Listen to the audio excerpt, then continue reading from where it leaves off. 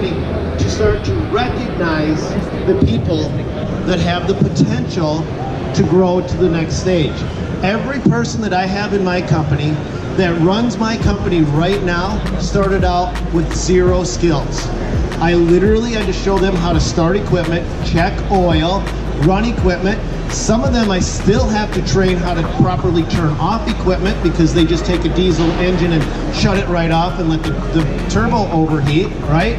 So the little things, you're shaking your head because you know it, but the things that keep those people around me is I try to make them sticky people. I find the people that have the potential, and it's my job as a leader to develop that potential. It's your job as a leader to recognize the people that have the growth opportunity, not today, but in 6 months or 12 months. And those are the people that you automatically start to connect with. Connecting with your people is the first step to making them sticky, okay?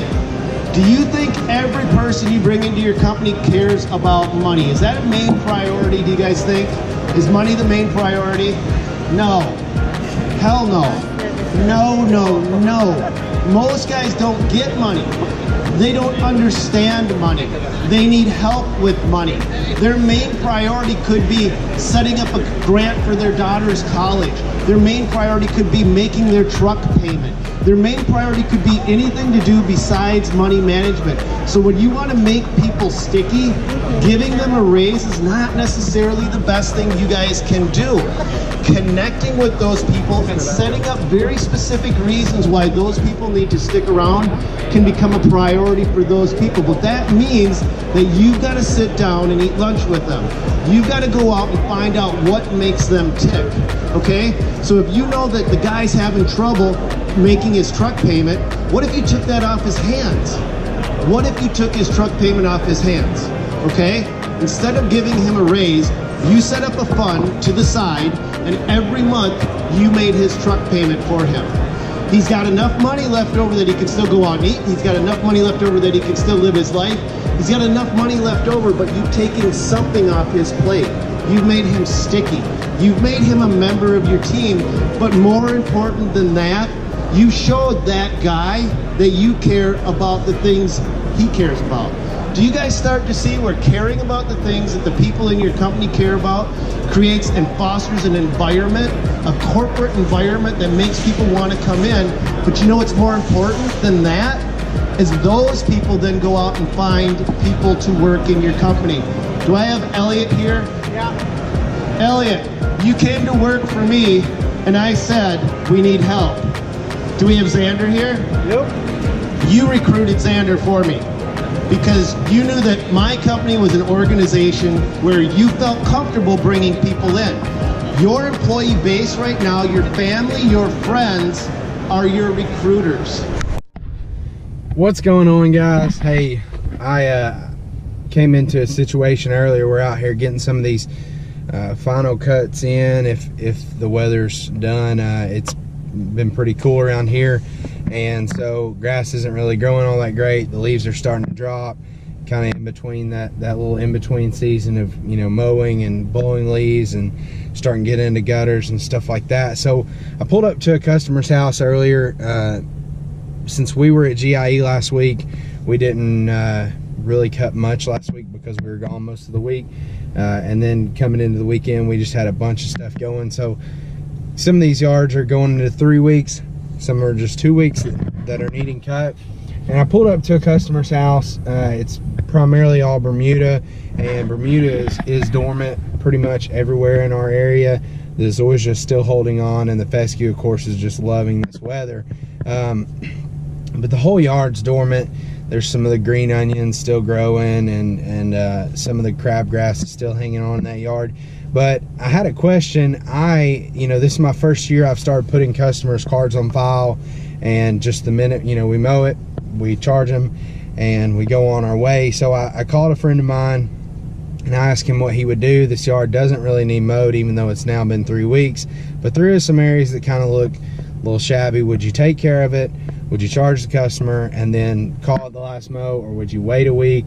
Even though I had drove to this house and pulled up to this house, what would you do?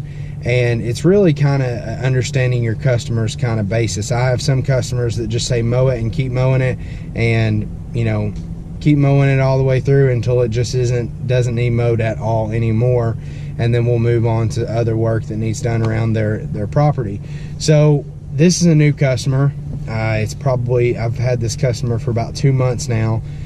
So I don't know the customer really well, and it wasn't something that I personally wanted a chance to lose a customer. And I have to look at it this way: while yes, I pulled up to the property, and yes, I could have mowed the property today, if I mowed it and got paid, there's a good chance that next year, if they weren't happy with me mowing it at that point, there's a good chance next year they're going to look for someone else. So I had to look at it in a sense of, you know, X amount of money now, or keep this customer around, keep them happy, make sure that we're on the same page about things, being that they trust me and let me have just the card on file, and I charge it, you know, when we do the services. So I just texted the customer. I told them that, you know, we're going to hold off for a couple weeks. We'll see what it looks like as some of these onions continue to grow. It really makes some of the yards look pretty bad. But I hate that. I hate when I pull up to a yard and we don't end up doing it, but it's just not a situation that I want to get into, losing a customer. Not only that, but you have to think about this. What ties does this customer have to other customers?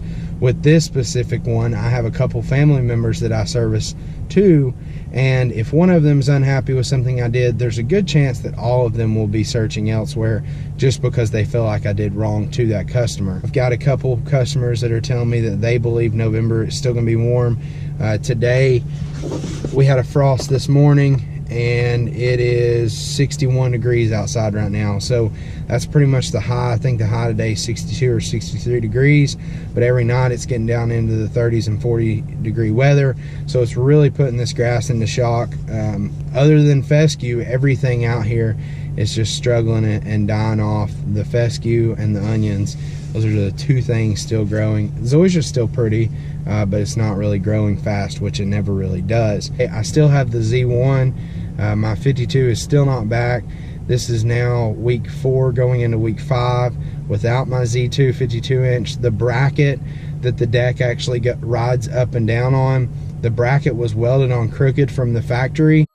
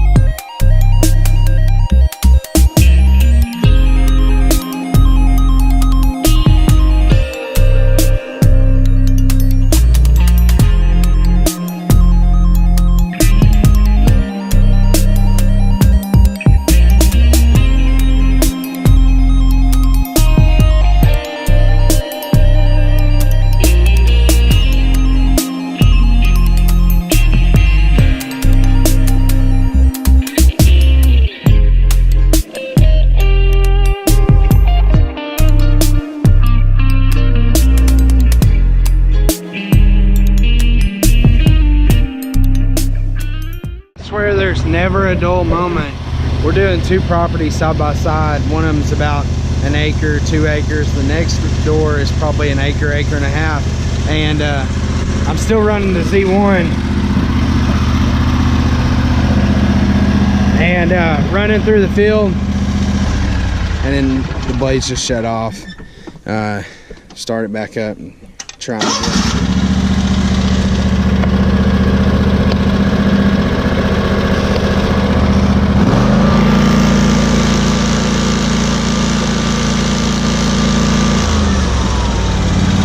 So I'm gonna load it up.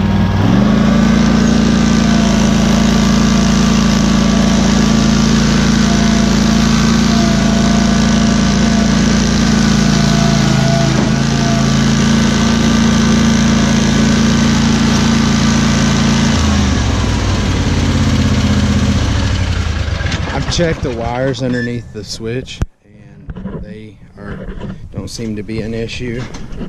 Right inside there, they're both plugged in. I wiggled them a little bit and couldn't get them anything to change. I also checked the wires down here on the safety switch. Those are both connected. The belt is on, so I'm not quite sure what's going on with it, but now we're down a demo mower, so we're gonna go head to the shop and see what's going on with this thing. There she sits, 4 weeks later, still has no deck for her.